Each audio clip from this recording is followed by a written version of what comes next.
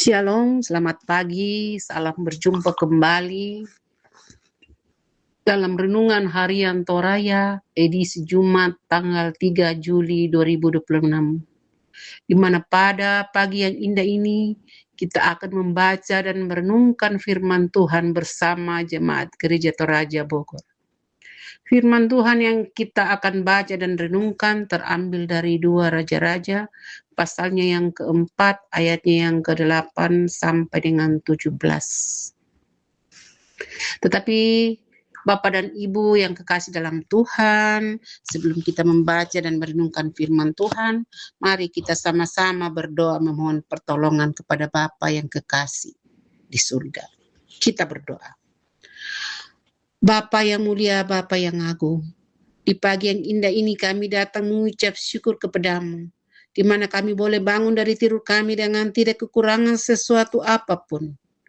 Hingga pada saatnya pagi yang indah ini, kami akan memulai aktivitas kami.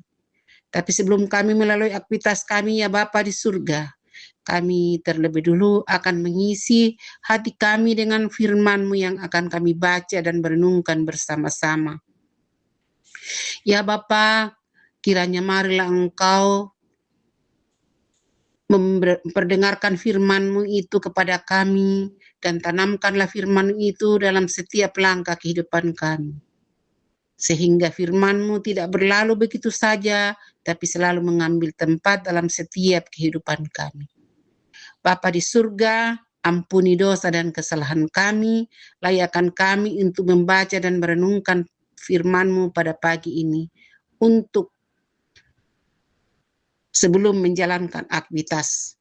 Dalam anak Yesus Kristus kami datang mengucap syukur kepadamu. Amin. Firman Tuhan yang kita akan baca terambil dari 2 Raja-Raja, pasalnya yang keempat, ayatnya yang ke-8 sampai dengan 17. Perempuan Sunem dengan anaknya. Pada suatu hari, Elisa berjalan lewat Sunem. Di sana tinggal seorang perempuan kaya yang mendesak dia untuk makan. Jadi setiap kali lewat, ia singgah ke sana untuk makan. Kata perempuan itu kepada suaminya, "Sesungguhnya aku tahu bahwa orang yang selalu singgah pada kita itu adalah abdi Allah yang kudus. Baiklah kita membuat sebuah kamar atas yang kecil berdinding batu. Baiklah kita menaruh di sana sebuah tempat tidur, meja, kursi dan kendil baginya. Apabila ia datang kepada kita, ia boleh tinggal di sana." Pada suatu hari Elisa datang ke sana, lalu masuklah ke kamar atas itu dan tidur di situ.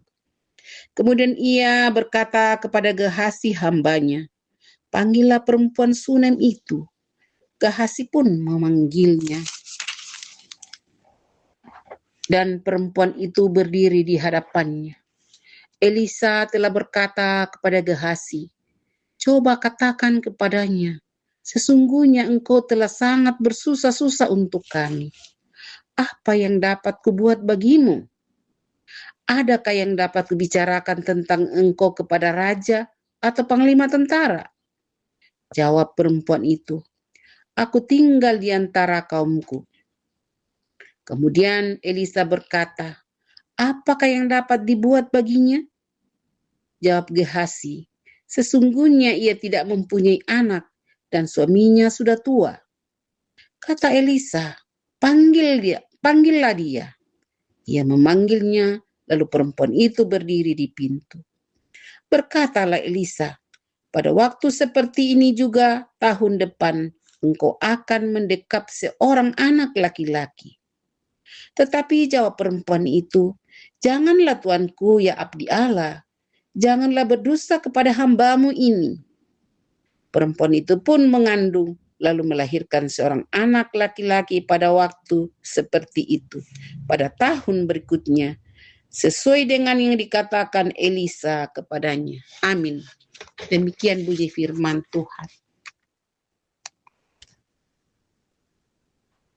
Judul renungan kita yaitu Kuasanya melampaui yang dapat dipikirkan. Ia tu kuasana puang matua unduan itu di tengah. Ada penggalan sebuah lirik lagu rohani.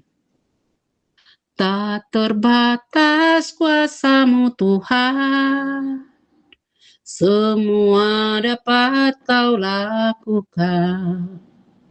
Apa yang kelihatan mustahil bagiku, itu sangat mungkin bagimu. Ungkapan ini dengan jelas mengatakan bahwa sesuatu yang tidak mungkin terjadi menurut pandangan manusia, itu sanggup dilakukan oleh Tuhan. Adalah seorang perempuan kaya yang baik hati di Sunem. Setiap kali Elisa lewat, ia selalu mendesaknya untuk makan di rumahnya.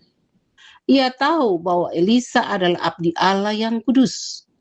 Ia menyiapkan sebuah ruangan untuk Elisa beristirahat kalau ia datang. Kebaikan hatinya begitu dirasakan oleh Elisa. Ia meminta perempuan itu untuk menyampaikan apa yang bisa dilakukan oleh Elisa untuknya. Gehazi bujang Elisa tahu bahwa perempuan itu belum memiliki anak dan suaminya sudah tua. Elisa meyakinkan perempuan itu bahwa ia akan mempunyai seorang anak laki-laki. Ia tidak dapat percaya pada perkataan abdi Allah itu, sebab mustahil baginya untuk bisa memiliki seorang anak di tengah keadaan suaminya yang sudah tua. Tetapi pada akhir perkataan Elisa menjadi kenyataan. Perempuan itu mengandung dan melahirkan seorang anak laki-laki. Apa yang mustahil bagi manusia sanggup dilakukan oleh Tuhan. Kuasa Tuhan tidak dapat diselami dengan pikiran manusia yang terbatas. Tuhan sanggup melakukan segala sesuatunya, melampaui yang dapat kita pikirkan. Manusia tidak dapat membebaskan diri dari dosa.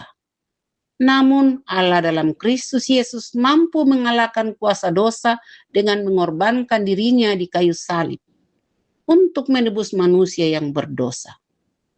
Sungguh, kuasa Allah tidak dapat dibatasi oleh apapun. Karena itu, serahkanlah seluruh kehidupanmu kepadanya. Tuhan memegang kendali atas hidupmu. Amin. Bapak dan Ibu yang kekasih dalam Tuhan, kita sudah sama-sama membaca dan merenungkan firman Tuhan. Tapi sebelum kita berpisah, mari kita sama-sama berdoa. Ya Bapa yang mulia, Bapa yang agung, kami sudah membaca dan merenungkan firman-Mu. Tanamkanlah firman itu dalam hati dan pikiran kami.